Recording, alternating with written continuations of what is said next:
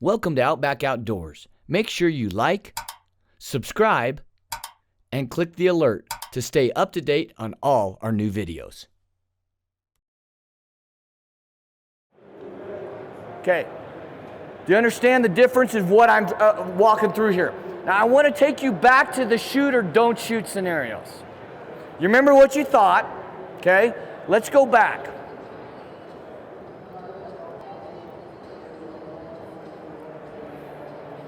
Okay, you can see there's a little bit of wind here. Not super, I mean, you see the grass moving a little bit. It's not laying down. I think in Wyoming this would be called a calm day. Okay? And as we're moving in, I'm trying to get into at least my yellow zone.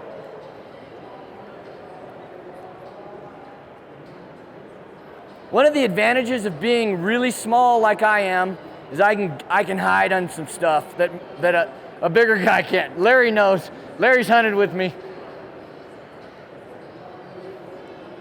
So I'm getting my range. One of the neat things about this is there's so many antelope. See the antelope running behind them?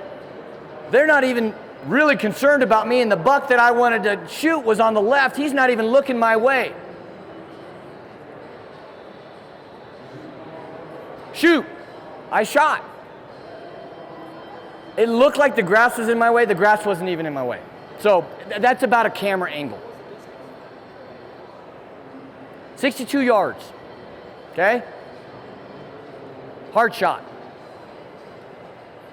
So understand, I'm not saying that's your effective range, but in those conditions I felt very confident. Let's go to the next one. This is that shot sequence in Kansas. Low light, but it's still plenty of light. But it's that golden hour and the buck sneaks out again. I'm playing with the camera, taking B-roll, making things pretty. And this buck comes out. He's out in a cut cornfield. He's walking towards my scent cone. I know that if he goes another 30 yards, he's gonna catch a good whiff of me, which I do not smell pretty, apparently to them. As he comes, I get a good range, and then he stops for me.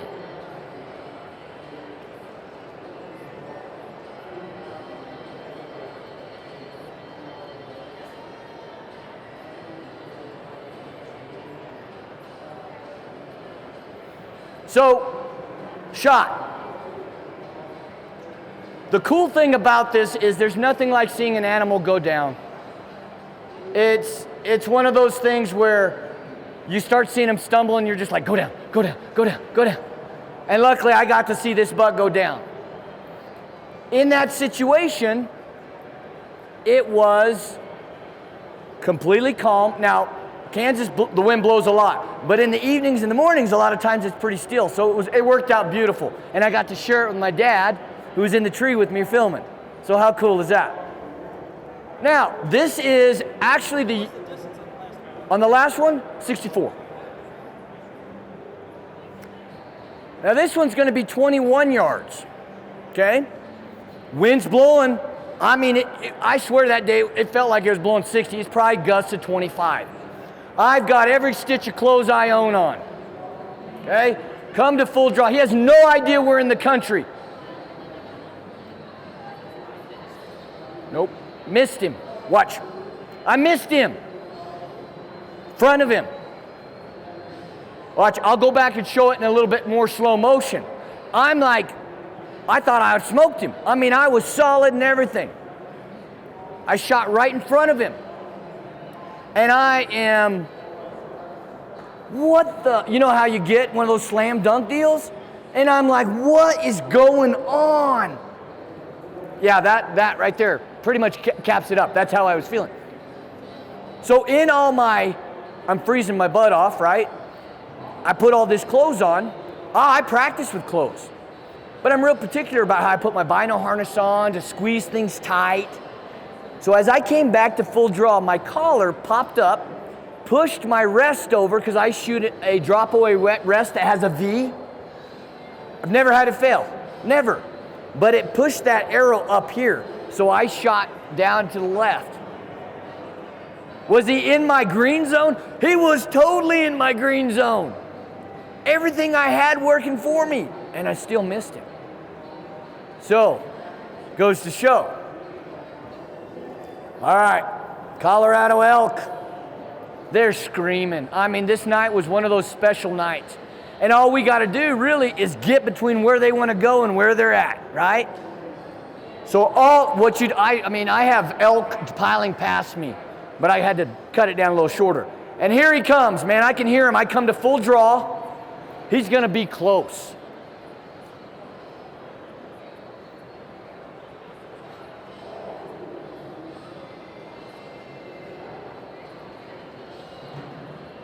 Uh-oh. I didn't even I'm not even sure I was looking through my peep.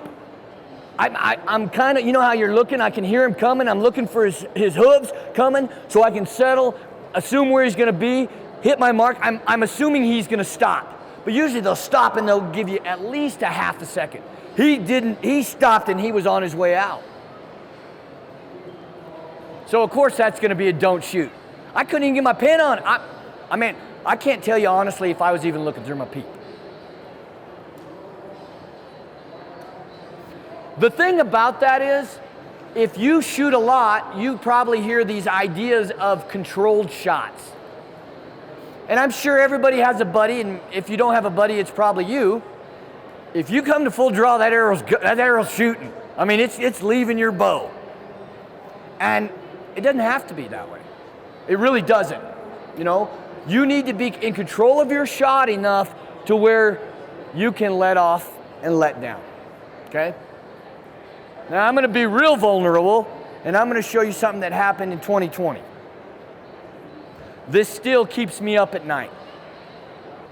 If you've ever hunted whitetail, I'm from New Mexico. I was 33 years old before I ever hunted whitetail.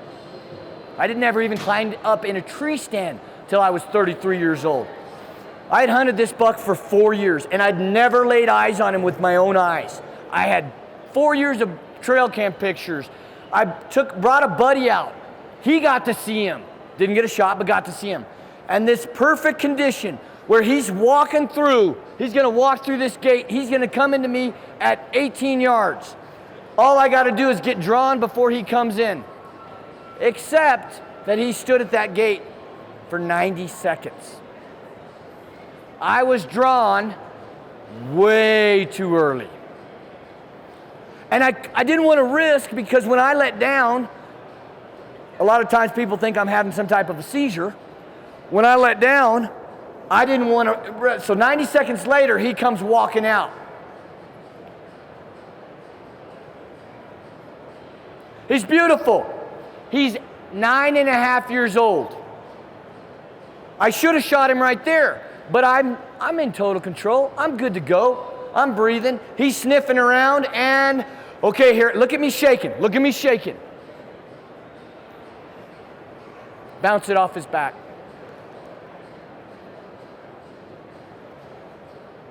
I'm sick. I mean, I am sick. I did everything right. He was in my green zone. I had played this scenario out in my mind. No more big baggy clothes, right? I'm set.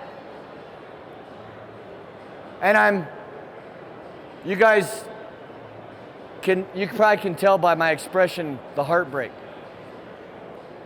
One time I saw that deer. I've never seen him since. I know he lived because we had trail camera pictures of him later in the season. And he had a little crease on his back, but he was breeding does. And I'm looking at my camera guy going, hi? How in the heck? Because I was about to black out. What I also realized is I never took a breath.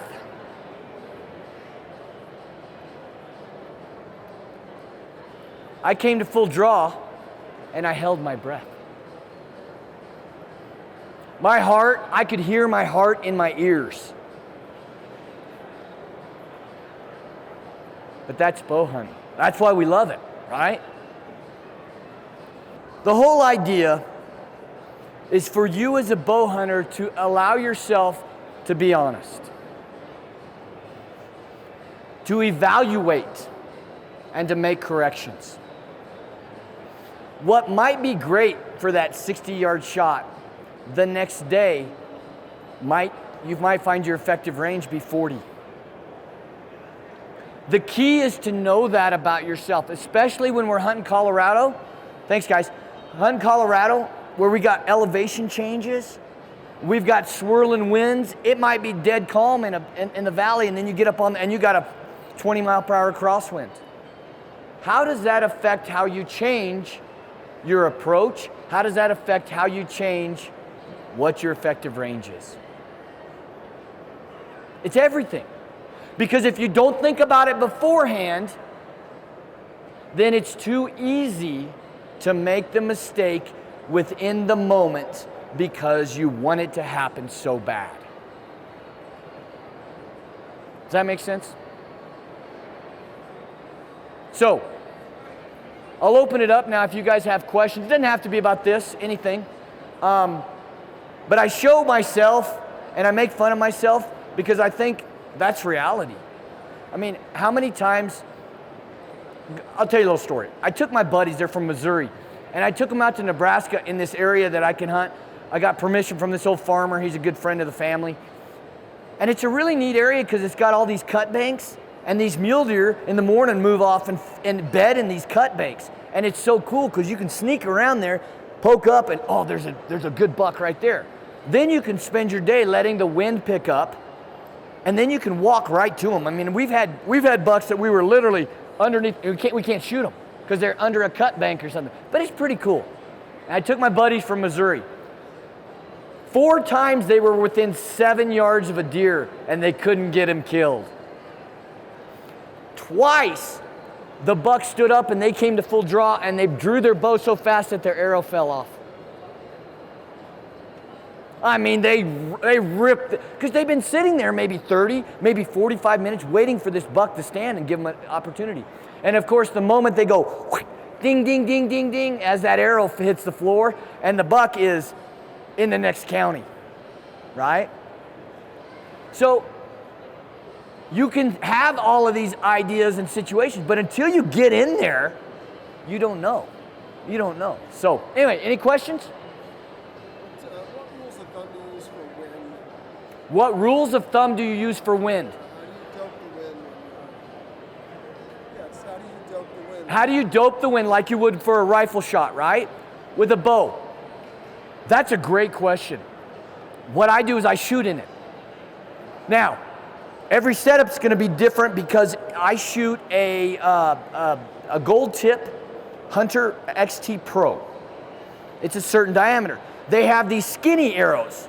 Then they have these fat arrows, right? The skinny arrows are supposed to be less susceptible to movement, you know, so they got all these things. So it all depends on your setup, but you just have to shoot in it, okay? For me, if the wind is so bad, I cannot steady my pin, I don't shoot. I don't care if they're 20 yards. But you gotta shoot, even 15-yard shot, you're shooting, and it's not, for me, wind's not necessarily the carry of my arrow, it's the stability of my pin staying on the darn target. And if I'm doing this, well, that's not true because I always do this.